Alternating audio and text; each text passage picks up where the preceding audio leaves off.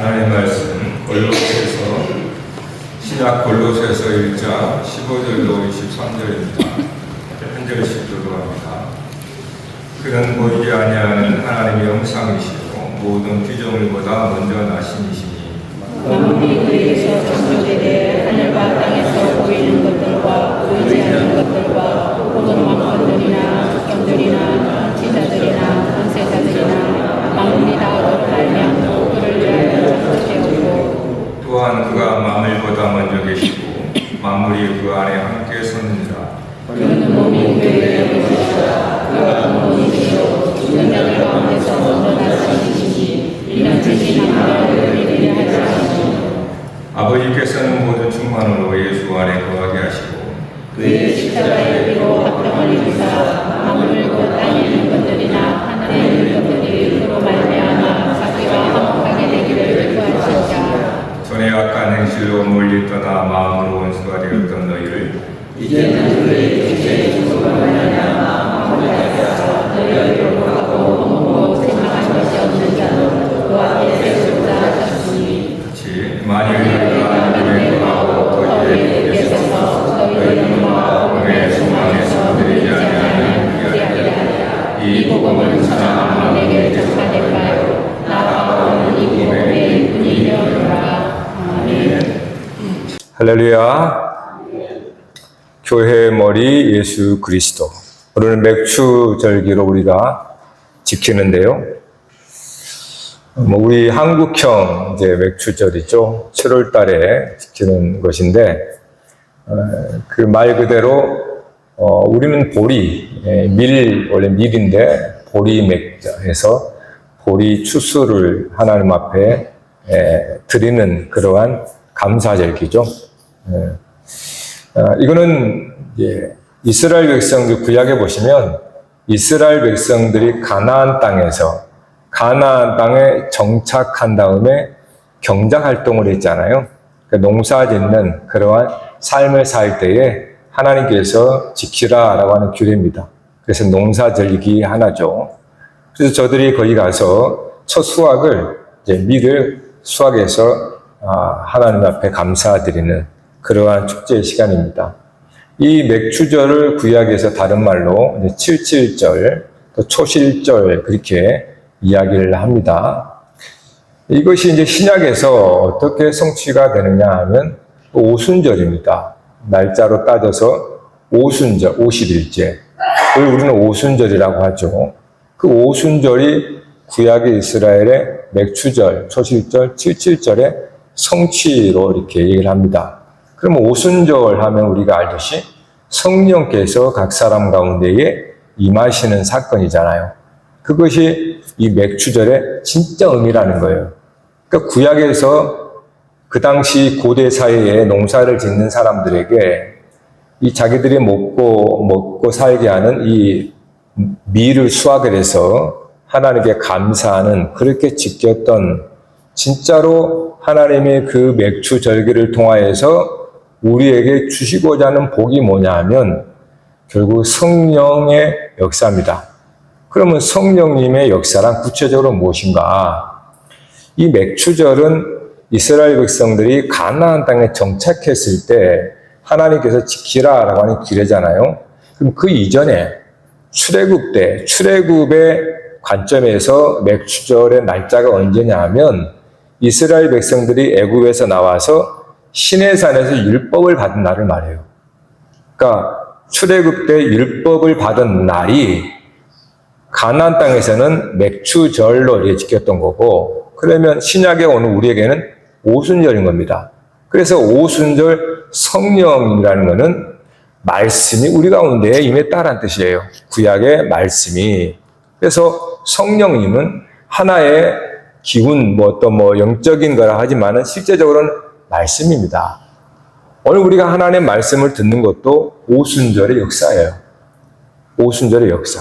그렇다면 우리가 이 맥추절을 지킨다랍시고 우리가 지키는데 우리가 이스라엘 백성들처럼 반년 동안 하나님께서 농사를 짓도록 비도 내려주시고 그렇게 아주 소득을 좋게 해서 굶지 않고 이렇게 하나님 앞에 나왔습니다. 하나님, 반년 동안 하나님께서 일용할 양식도 주시고 건강도 주시고 이래서 감사합니다 라고 할 수 있어요. 그러면 구약의 맥주절을 우리가 지켰다는 뜻이에요.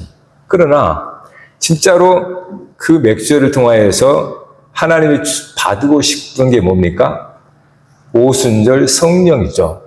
그러면 진짜 오늘 이 자리에서 여러분들이 참 맥주절을 지킨다 그러면 어떻게 지켜야 됩니까? 여러분의 반년 동안의 삶을 돌아봐서 성령의 열매가 있느냐 이 말이에요. 사실 이 맥주절은 성령의 열매를 하나님 앞에 드리는 날입니다. 반년 동안 우리가 하나님께서 우리 안에 성령이 오셔서 성령께서 열심으로 우리를 통해서 일을 하신단 말이에요. 그래서 그 일을 함을 통해서 우리에게 열매, 성령의 아름다운 열매, 사랑과 희락과 화평과 오래 참음, 자비, 양선, 충성, 온유, 절제, 이러한 열매가 여러분 이 반년 동안에 여러분 열심으로 인생을 살아가면서 그 나온 열매를 하나님 앞에 감사합니다 이렇게 드리는 게 진짜 맥주절을 지키는 거예요. 그러니까 진짜 맥주절은 저와 여러분입니다. 저와 여러분의 삶 가운데 내가 그리스도의 열매를 맺고 있는가라고 하는 그 열매가 하나님의 찾으시는 열매고, 그렇게 지켜질 때 우리는 이 맥주절을 하나님 앞에 잘 드렸다라고 할 수 있는 겁니다. 그래서 우리가 헷갈리는 부분이 이 맥주절을 구약의 백성들처럼 지켜서 나 다 지켰다라고 하는 것은 그거는 반밖에 안 되는 거예요. 진짜 하나님이 가리키는 것은 우리 자신의 성령의 열매잖아요. 그래서 오늘도 말씀을 통해서 우리에게 주시는 것은 성령을 통하여서 여러분들에게 말씀을 깨닫게 하신다는 겁니다. 그래서 오늘도 성령께서 각 사람 가운데 함께 하셔서 여러분 가운데 계신 그리스도의 말씀이 여러분들도 충만하게 하고 열매를 맺게 하는 걸 통해서 하나님께서 영광을 받으시는 오늘 이 골로새 교회, 오늘 말씀하시는 골로새 지역에 있는 교회, 안산에 있는 지역에 있는 교회들이라고 말하는 것처럼 골로새라고 하는 지역에 있는 교회들에게 사도 바울이 이 편지를 쓰고 있는 겁니다. 그러므로 오늘 이 편지를 대하는 저와 여러분들에게 하나님께서 받으시고자 하는, 즉 하나님께 우리가 드려야 하는 열매가 무엇인지 이 말씀을 통해서 우리가 깨닫고 주님 앞에 드렸으면 좋겠습니다. 우리가 읽었던 1장의 본문의 말씀 15절에서 23절, 특별히 15절에서 19절까지 이 말씀 보면은 아마 너무 엄청난 말씀이어서, 엄청난 말씀이라는 거는 내가 경험도 못하고 이해도 안 되는 말씀이라는 뜻이에요. 이해도 안 되고 경험되지 않은 말씀은 그냥 단순히 엄청난 말씀이라고 말하는 겁니다. 오늘 말씀에 그리스도에 관한 말씀인데, 그리스도가 누구인가에 대해서 모든 피조물보다 먼저 나신 분이다 이렇게 말해요. 더 나아가서 만물이, 모든 것들이 그리스도로 인해서 창조되었고, 하늘과 땅에서 보이는 것들과 보이지 않는 것들과 왕권들이나 주권들이나 통치자들이나 권세들이, 만물 모든 것이 다 그리스도로 말미암고 그리스도를 위하여 창조되었다. 그러니까 우리가 보고 있는, 심지어 나를 포함해서 모든 것들, 이걸 만물이라고 그랬어요. 모든 것들이 그리스도로 말미암아 창조되었고 그리스도를 위하여 그렇게 창조되었다 이렇게 말한단 말이에요. 그리스도예요. 그러니까 우리는 인간은 처음부터 그렇게 자기 자신에 대한 어떠한 비참함의 생각을 갖고 있습니다. 누구도 자기의 자존감이 좋지 않아요. 인생 자체는 그래요. 그러다 보니까 이러한 말씀이 우리가 살면서 사실은 와닿지가 않습니다. 나라는 사람이 일개, 그것도 세상에서도 그렇게 별 이름도 없고 출신도 그렇고 혈연도 그렇고, 이러한 우리의 모습 속에서 이 그리스도의 말씀은 사실은 그렇게 와닿지가 않는 것이 당연할지 몰라요. 바울이 골로새 교회에 그리스도가 누구인가에 대해서 정말 우리가 어떤 면에 상상으로만 할 수 있는, 예? 모든 것들이 그로 말미암아 지었다. 창조주라는 뜻이잖아요. 지금 모든 것이 유지, 섭리한다는 것은 지켜주고 유지되고 보존된다는 뜻입니다. 이 세상에 보존된다는 것은 하나님의 섭리라고 하는데 그게 그리스도로 말미암았다 이렇게 말하는 거예요. 우리로서는 이게 도대체 뭔 말이지? 예? 세상에 만물이 그리스도의 섭리, 그리스도의 다스림과 섭리로. 그래서 모든 통치와 주권과 권세가 그리스도를 위하여 있다 그 말은 세상에 가고 오는 보이는 세상이나 보이지 않는 모든 권세는 다스림이잖아요. 모든 통치자와 권세와 주권자가 그리스도를 위하여 있다는 것은 그리스도로 말미암아 모든 세상이 만물이 보이는 세상이나 보이지 않는 세상이 다스려지고 유지되고 보존되고 있다라는 겁니다. 그게 그리스도예요. 그래서 이거를 줄임말로 그리스도의 탁월함이다 이렇게 보통 얘기하거든요. 그러니까 지금 우리가 했던 이 본문 짧은 본문은 골로새 교회에 향한 바울이 그리스도가 누구인지 아느냐? 그리스도를 이렇게 탁월하신 분이야. 정말. 그러니까 이 탁월하는 말 자체도 너무나 한계가 있어가지고 사실은 그리스도 하면 입을 떡 버리고 말을 못하겠어요. 그분의 크심에 대해서는 말을 하는 순간 작아져 버려요. 그래서 이 언어의 한계 때문에 저도 참 그렇습니다. 그분의 탁월함이라 말하자면 탁월을 뛰어넘는 분이죠. 네? 그분이 크다고 하지만 크다고 하는 걸 뛰어넘는 분이죠. 그분이 그리스도라고 말하는 거예요. 근데 왜 바울이 이 그리스도에 대해서, 예수 그리스도에 대해서, 여기서 본문의 1장 1, 2절에 예수만 나오고 나머지 그리스도라고 나옵니다. 오늘 예수 그리스도라고 말하지만 구분을 좀 할 필요가 있어요. 그리스도를 말하는 거예요. 왜 사도 바울이 골로새 지역에 있는 교회들에게, 성도들에게 그리스도의 탁월하심에 대해서 이렇게 바울이 이야기하는 걸까? 그건 당연히 그 골로새 교회 성도들의 상황 때문에 그렇습니다. 그 교회가 사실 바울이 보기에는 좀 많이 흔들리고 좀 연약해 보여요. 연약하다는 이유 다른 게 아니고 우리가 골로새에서 2장 8절에 이렇게 말합니다. 너희가 그리스도 예수를 주로 받았으니 그 안에 행하되, 그러면서 8절에 누가 철학과 헛된 속임수로 너희를 사로잡을까 주의하라. 이것은 사람의 전통과 세상의 초등학문을 따르며 그리스도를 따름이 아니니라. 그러니까 골로새 교회 성도들이 이방인들이거든요. 이방인들도 있고 유대인 그리스도인도 있고 헬라인들, 보통 헬라인을 이방인이라고 그래요. 이방인들도 있는데 그들이 예수 복음을 듣고 교회에 왔는데 보니까는 교회 안에 유대인 그리스도인도 있어. 유대인 그리스도인들은 뭘 자랑했습니까? 자기의 전통을 자랑했죠. 구약의 유대인들의 구약의 전통. 구약의 전통이 뭡니까? 율법이겠죠. 그러니까 교회 안에 있는데 그 유대 그리스도의 뿌리를 두고 있는 사람들은 교인이라고 하지만 저들은 늘 말끝마다 우리의 조상들의 전통은 우리는 율법을 지키는 거야. 그래 예수님 믿는 것도 괜찮아. 그런데 율법도 지키는 건 더 좋아. 이렇게 말하는 거예요. 그러니까 처음 복음을 들은 사람들은 똥긋하는 거예요. 율법은 굉장히 딱 붙잡을 수 있는 손에 와닿거든요. 뭐 지키라 안 지키라 말하니까. 그러니까 성도들이 헷갈리는 거예요. 그래서 율법도 지키고 그다음에 뭡니까? 거기에 소위 이제 영지주라고 하는 그러한 이교도 지키고 심지어 이제 미신도 지키고 막 그렇습니다. 여기 보시면 이제 그런 말이 나와요. 심지어 16절에 2장 16절에 그러므로 먹고 마시는 것과 먹고 마신다는 것은 구약에 먹을 것이 있고 먹지 못할 음식이 있다 이렇게 나누잖아요. 우리가 옛날에 우리 어르신 조상들도 그랬죠. 먹을 음식과 먹지 못할 음식 나누고 내가 가야 할 거 가지 못할 거 나누고 막 그랬단 말이에요. 그것처럼 절기나 오늘 맥주절 절기를 지키잖아요.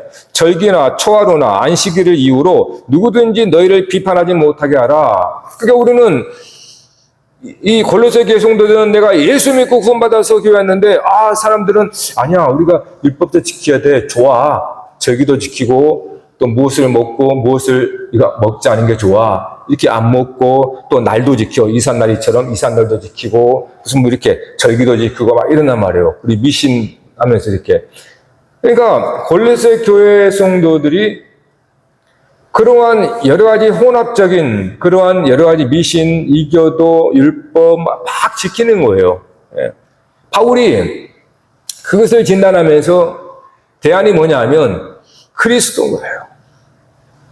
왜 그들이 다른 데 길을 기울이겠습니까? 왜 저와 여러분이 살면서 다른 데 기웃거리고 다른 데 내가 소유하고 있는 내가 믿고 있는 그리스도에 대한 신뢰가 없으니까 내가 진실로 토대로 삼고 있는 이 그리스도에 대한 지식이 약하니까 기반이 약하기 때문에 믿음과 확신이 불완전하면 다른 사람들의 소리에 아주 쉽게 우리가 뭡니까? 흘려버려요. 그래서 바울이 진단하기에 그래도 그리스도의 탁월하신 바라는 겁니다. 너희가 믿는 그리스도라고 하는 분이 누군 줄 아느냐? 그러니까 그들의 어떠함이 왜 그랬느냐 책망하기보다도 당연하다는 겁니다. 당연한 겁니다. 왜냐하면 우리의 믿음의 토대가 약하면 당연히 더 합리적이고 더 논리적이고 더 진짜 경험적인 것들에 우리는 그것이 맞는 돌아가는 거잖아요. 당연하잖아요. 그러니까 책망할 게 아니라 너희들이 믿고 있는, 즉 너희들이 알고 있는 그리스도가 누구냐? 이걸 가르쳐 주는 거예요. 너 왜 그랬어가 아니고 너 왜 거기에 있지 않고 왜 쫓아가? 왜 세상을 향하다가 책망하기도 하겠지만 그보다는 네가 그리스도 안에 있다고 하는 네가 그리스도 안에 있고 너도 그리스도 안에 있다고 하는 이 그리스도가 누군지를 아느냐. 그러면서 그거를 모르니까 내가 알려주마. 라고 해서 그리스도에 대해서 알려주는 거예요. 근데 우리가 앞에 말했던 것처럼 그리스도가 우리가 상상을 할 수 있지만 경험이 됩니까? 만물이 그로부터 지어졌다. 아니, 이게 도대체 와닿지가 않잖아요. 그분이 그리스도야. 근데 그분이 누구인지를 모르니까 우리는 사람들이 쏠리는 곳으로, 사람들이 몰리는 곳으로만 달려가는 거예요. 또 길을 쫑긋하고. 중요한 것은 그들이 나쁘다는 게 아니고 내가 골로새 교회 내가 믿고 있고 내가 그 안에 있는 그리스도에 대해서 너무나 모르고 있었다라는 거예요. 그분이 누구인지를 안다고 했지만 전혀 모르는 거예요. 등잔 밑에 어둡다 치고 정말 그리스도가 우리의 머리라고 그렇게 몸이라고 하는데 나는 머리에 대해서 전혀 관심이 없었던 거예요. 그러니까 그리스도를 믿는다고 하는데 예수 그리스도를 믿는다고 하는데 그분의 어떠한 가치와 그분의 위대함과 그분의 탁월하심에 대해서 그냥 막연하게만 알고 이해하려고 하지 않고 믿으려고만 한단 말이에요. 막연히 믿으려고만 하니까 이해가 없어요. 이해가 없는 것은 속이 없는 겁니다. 훅 불어버리면 날아가 버려요. 믿음에서 넘어가야 돼요. 알무로, 지식으로. 그래서 누구도 여러분의 지식을 흔들지 없을 정도로 돼야 돼요. 그게 믿음의 견고함이거든요. 그러니까 이슬 처음에 예수 믿고 나서 다 와요. 좋아서. 그러나 다 또 빠져나가 버려요. 그 믿음이라고 하는 속에 그리스도를 아는 지식과 하나님을 아는 지식이 자라나지 않으면 우리 그 믿음은 너무나 쉽게 무너져 버립니다. 예수님께서 어렸을 때 아기가 자라가면서 그렇죠. 자라가면서 지혜와 총명이 자라간다 이렇게 말하죠. 오늘 저와 여러분에게 동일하게 말하는 겁니다.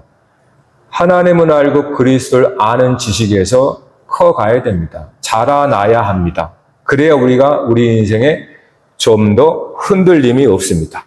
누가 아무리 유혹을 하고 아무리 이것이 옳다 그러 내가 경험해봤다, 내가 눈으로 봤다라고 해서 치더라도 내가 그리스도를 아는 그 놀라운 체험이 있으면 정말 끄떡 없어요. 그러니까 골로새 교회의 문제라기보다도 하나의 과정입니다. 믿음이 자라가는 과정 속에 나타나는 거 여러분도 마찬가지. 처음 예수 믿고 나타나는 과정 속에 쉽게 흔들립니다. 혹하거든요. 아직 믿음의 지식이 없기 때문에 그래요. 그래서 바울은 그리스도가 누군지 아느냐? 이 그리스도가 누군지 아느냐?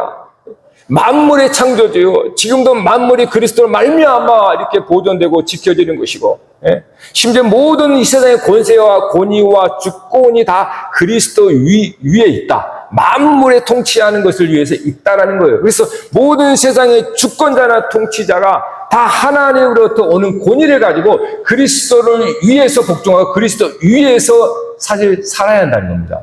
그러면 세상이 하나님의 통치, 그리스도 통치로 되어질 것인데 그 그리스도를 내가 모르니까 주어진 통치를 갖다가 아무렇게나 쓰는 거예요. 그러니까 뭡니까? 고통과 불행과 아픔과 갈등이 벌어지는 거예요. 그리스도를 아는 것이 중요하다는 거예요. 그럼 왜 그리스도를 알아야 되느냐? 왜 그리스도를 알지 않으면 진짜로 안 되느냐? 1장 18절에 우리가 읽던 본문에 보면 그는 몸인 교회의 머리시라 이렇게 말하는 거예요. 그리스도가 교회의 머리랍니다. 오늘 우리가 교회라면서요. 우리가 교회면 교회의 머리가 그리스도입니다. 그래서 저희의 십자가를 꼽아놨어요. 그리스도. 바울이 그리스도를 믿는 것이 무엇인가를 아주 쉽게 설명하기 위해서 사람의 비유를 합니다. 사람에게 머리가 있어요. 그리고 몸이 있다 그 말이에요. 그러니까 그리스도를 믿는다는 것이 뭔 줄 아니? 마치 이런 거야. 사람이 머리가 있고 몸이 있듯이 그리스도는 머리고 이 몸은 교회야. 따라서 머리와 몸이 떨어질 수 있어? 분리된 것은 죽은 거 아니야? 우리 목이 잘리면 죽잖아요. 근데 교회와 그리스도가 머리와 몸이라면 이것은 하나란 뜻이에요. 하나. 믿음이라는 것은 내가 그리스도를 믿는다라는 것은 그리스도가 나의 머리와 나는 몸입니다. 그리고 하나로 연합되었다는 뜻입니다. 그런데 그리스도를 막 그리스도가 누군지 알아? 정말 입에 침이 마르도록 그리스도는 이런 분이야. 정말 심지어 창조주이고 지금도 모든 것들이 다 그리스도를 말미암아 있는 거야 하는데 가슴이 뛰질 않아. 왜 뛰지 않을까요? 머리와 몸이 분리가 되어 있으니까요. 죽은 거예요. 여러분 가슴에 손을 얹고 이 그리스도가 누구인지를 여러분 읽었을 때 여러분 가슴이 뛰셔야 됩니다. 그래야 정상적인 거예요. 내가 그리스도를 이 작은 머리로 이해해도 가슴이 뛰어요. 왜요? 그리스도와 나는 하나이기 때문에. 근데 설명할 수 없지만 성령의 지각으로 깨달을 수는 있어요. 야, 창조주야. 그리스도가 누군지 알아. 모든 만물이 그로부터 있고 그로부터 지어진 거야. 지금도 그리스도께서 통치하고 다스리는 거야. 그게 나와 함께 그리스도의 머리를 하는 거야. 그러므로 우리의 몸뚱이는 머리에 의해서 모든 은혜와 모든 영광을 받습니다. 그리스도로 말미암아서 우리는 아주 복된 자로 세워진단 말이에요. 그것이 2장 19절의 말씀에 이렇게 말해요. 머리를 붙들지 아니하는지라. 왜 너희는 머리를 붙들지 않냐? 그러니까 위에서 뭐라고 그래요? 왜 초하루나 안식일이나 이런 거 지키고 장례일의 그림자일 뿐인데 아무도 꾸며낸 겸손과 천사 숭배를 이유로 너희를 정죄하지 못하게 하라. 근데 왜 정죄받느냐? 왜 사람들이 율법도 지켜야 하면 왜 주저하냐 이 말이에요. 왜 사람들이 너는 이렇게 이삿날 하면 안 돼? 하면 왜 말을 못하고 왜 그러느냐? 그거는 머리와 몸이 분리가 되어 있지 않냐? 너는 머리의 위대함을 알지 못하니까 그런 거 아니냐? 머리에 붙어 있으면 그러지 않을 거 아니냐? 그게 19절 말씀이에요. 머리를 붙들지 않았다 이 말이에요. 교회와 그리스도가 하나인데 머리를 붙들지 않으니까 그러한 율법을 지키는 사람들이 다구러 와가지고 또 율법 가지고 정죄하면 왜 그게 주춤하냐 그 말이에요. 머리를 붙들지 않으니까 그리스도를 모르니까 우리가 그리스도를 모르니까 우리는 쉽게 막 다리가 흔들리는 거예요. 머리를 붙들지 않으니까 온몸이 머리로 말미암아 마디와 힘줄로 공급함을 받고 연합하여 하나님이 자라게 하신다 그러는데 그리스도로 말미암아 자라게 한다는 겁니다. 그런데 그리스도의 머리와 우리가 단절되어서 그리스도의 엄청난 탁월하심과 위대함을 이야기해도 내 심장이 뛰지 않고 흥분도 안 된다면 그러니까 쉽게 우리는 사람들이 말하는 그러한 절기나 날이나 이런 뭐 규례나 세상의 전통이나 풍조나 문화나 이런 것들에 그냥 쉽게 쓸려버리는 거예요. 그러니까 자기 인생은 어디 가는지도 몰라요. 그러니까 그리스도 안에 그리스도를 믿는다는 것은 그리스도가 이 세상과 비교할 수 없는 탁월하신가 위대함, 특히 영광이라고 표현을 할게요. 그 무한한 영광이 그리스도에 있다 이 말이에요. 그것이 1장 27절 봐볼까요? 1장 27절 같이 읽읍시다. 시작.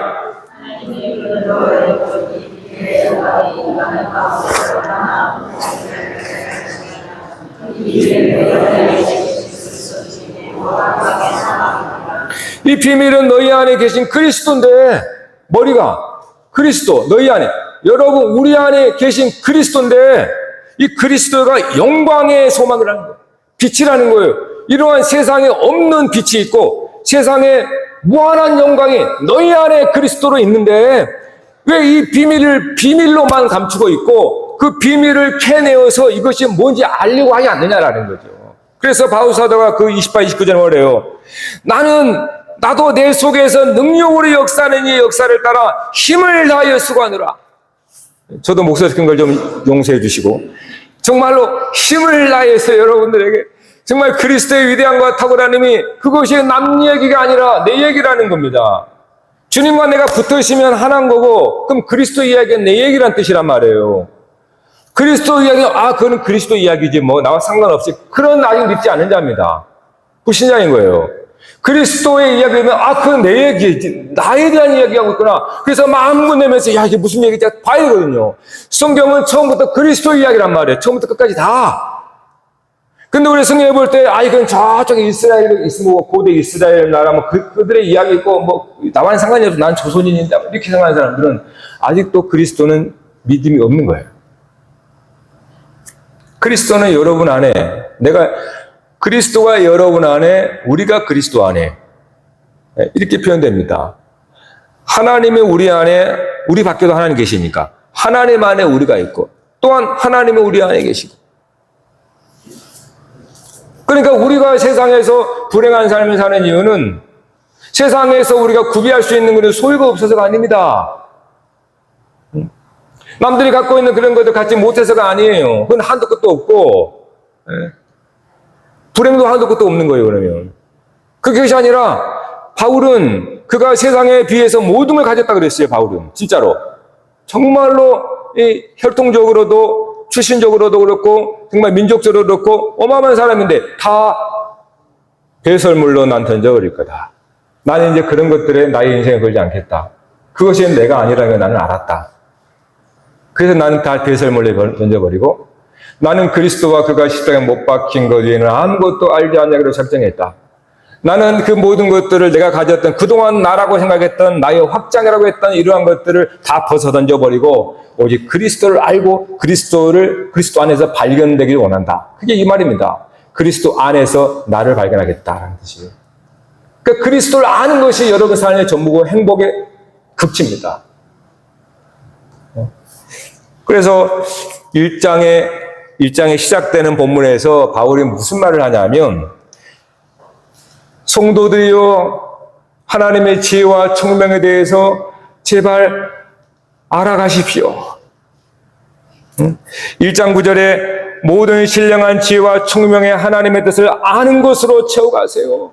여러분 안에 그리스도를 아는 지식으로 채워가세요. 10절에는 주께서 합당히 행하사 그러면서 하반절에 하나님을 아는 것에서 자라가게 하세요. 그냥 예수를 믿습니다라는 믿음의 맹신의 갓난아이처럼 믿지 말고 이제는 우리가 발육적으로 성장해 나가는 것처럼 우리가 그리스도를 아는 지식에도 그냥 성장해 나가자라는 거예요. 그래서 좀 알아라. 지식을 좀 쌓아라. 그리스도에 대한 하나님이 누군지에 대한 하나님을 좀 알아라라는 겁니다. 그러면서 10절에 뭐라고 그래요? 11절에 영광의 힘, 영광이라는 건 하나님의 영광이야. 말씀의 영광이란 말이에요. 그 말씀이 힘이야. 하나님을 아는 것이 힘이야. 정말로 하나님을 아는 것, 그리스도 아는 것이 힘이야 라고 말해주는 거예요. 그러면서 12절에는 우리를 하여금 빛 가운데 거하신다. 빛은 말씀의 빛이죠.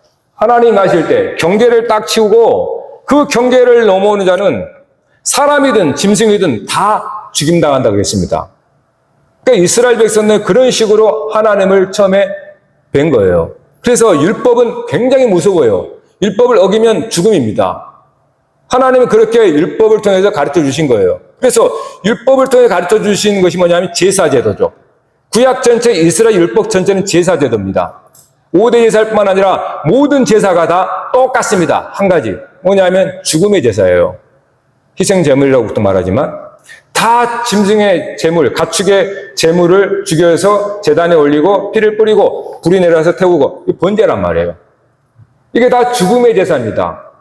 그래서 이스라엘 백성들은 늘 죽음의 제사를 드리면서 두려운 겁니다. 그렇게 이해했던 거예요. 그런데 여러분, 정말로 하나님께서 자기 백성들을 만나기를 싫어할까요? 여러분의 부모는 자기의 자식이 죄를 짓는다 그래서 만나기 싫습니까? 뭐 그런 악한 부모도 있긴 있지만 대개는 그렇지 않아요. 만나죠. 그러면 하나님께서 이스라엘 백성들 율법을 통하여서 왜 그렇게 경계하고 오직 나를 본 자는 죽는다 그랬을까요? 진짜로 길을 보여준 거예요.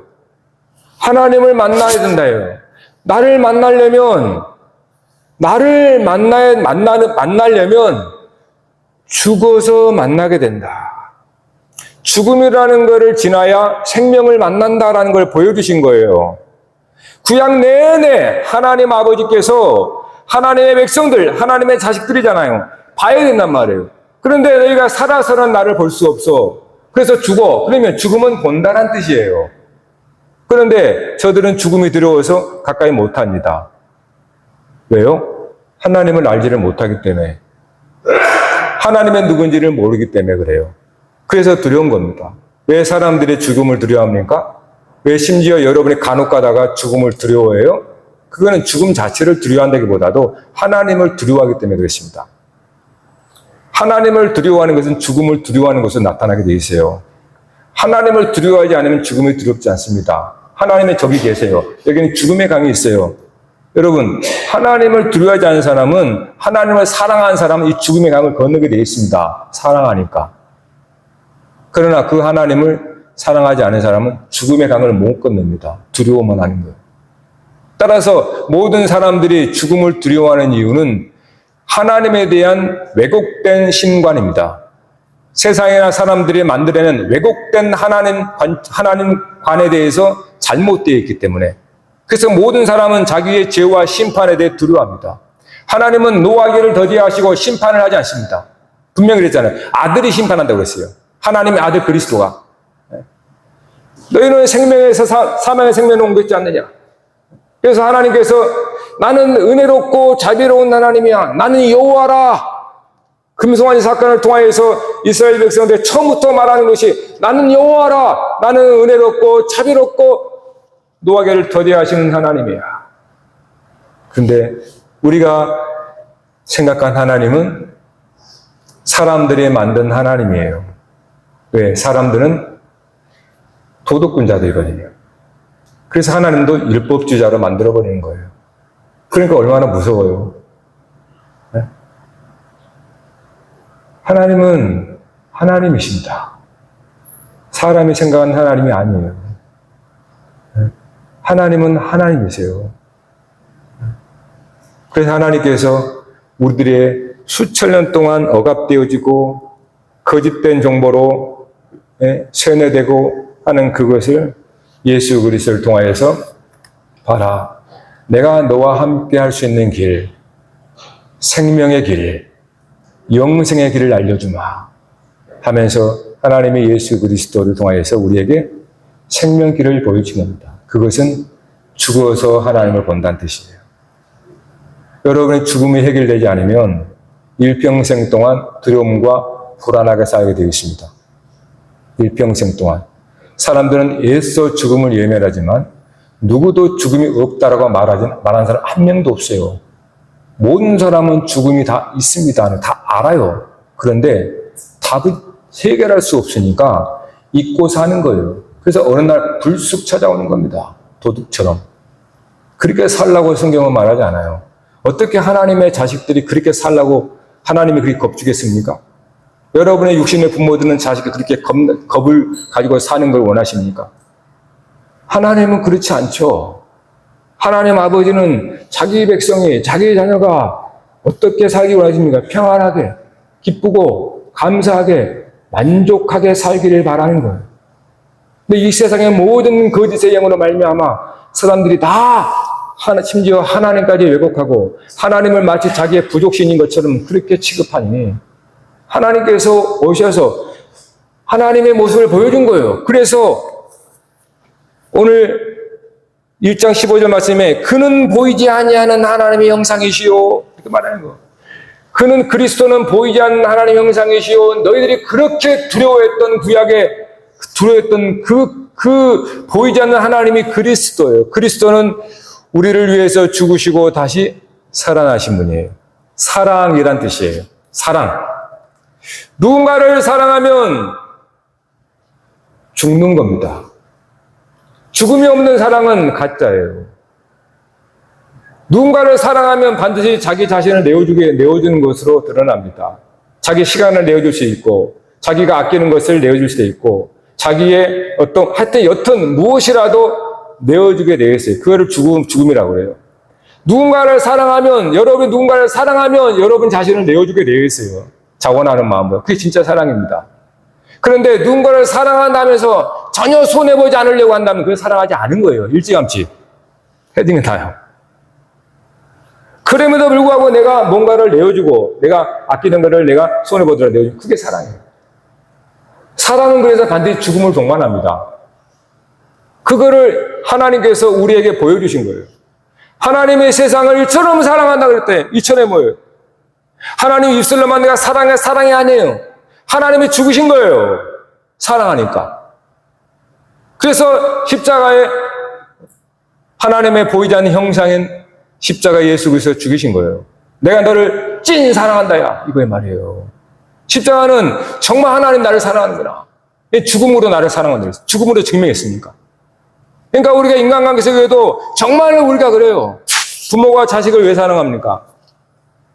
부모는 목숨을 각오하고 생명을 낳거든요. 이게 어머니의 사랑이에요. 아이 낳다가 죽어요, 많이. 그래도 나요. 왜요? 이거는 생명이 더 기쁘고 크다는 겁니다. 자기 목숨보다. 이걸 하나님의 유비예요. 부모는 자식을 낳는 것은 부모와 자식은 하나이기 때문에 그래요. 그러나 남을 위해서 그럴 수 있습니까? 피 한 방울 안 섞였는데. 그래서 하나님의 사랑은 위대하다는 뜻이에요. 부모의 사랑이 아닙니다. 하나의 부모의 사랑은 유비일 뿐이에요. 비유. 하나님은 우리와 완전 다른 분이에요. 근데 우리를 위해서 죽으십니다. 그분이 하나님의 사랑이에요, 여러분. 어찌 우리가 그 사랑을 알고 가만히 있잖아요. 가만히 있겠어요. 그러면서 뭐라고 그럽니까? 오늘 3장에 보면은 3장에 그러므로 너희가 그리스도와 함께 다시 살았다는 거예요. 3장 1절에 3장 3절 같이 읽어봐요. 시작.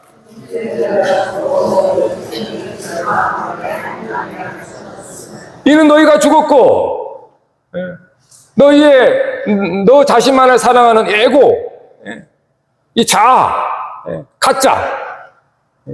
가짜인 너는 죽었다 이 말이에요. 이제는 그리스도와 함께 진짜 네가 살았다. 진짜 너로 살아라 그 말이에요, 여러분. 진짜 여러분의 삶을 살라는 거예요. 진짜 자기로 살라는 거예요. 진짜 자기는 그리스도입니다.